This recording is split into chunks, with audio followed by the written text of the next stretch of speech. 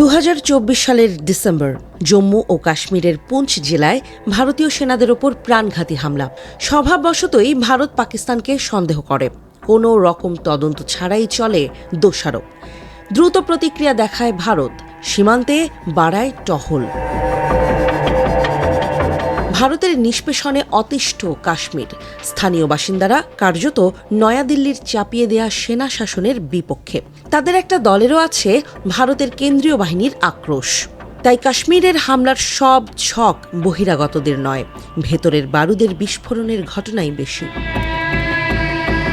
ভারত পাকিস্তানের সীমান্ত পরিস্থিতিও গত কয়েক বছর ধরেই উত্তপ্ত হয়ে আছে।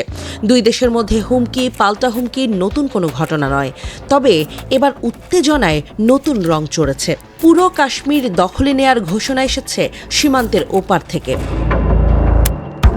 তাই এবার ভারতের মাথা নষ্ট।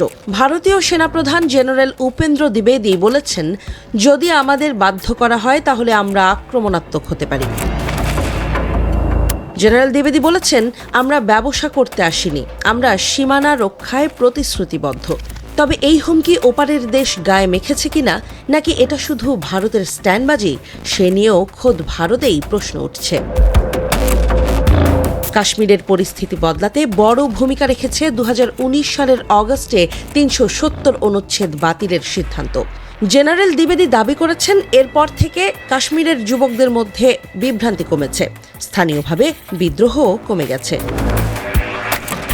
তবে ঘটনা আসলে উল্টো।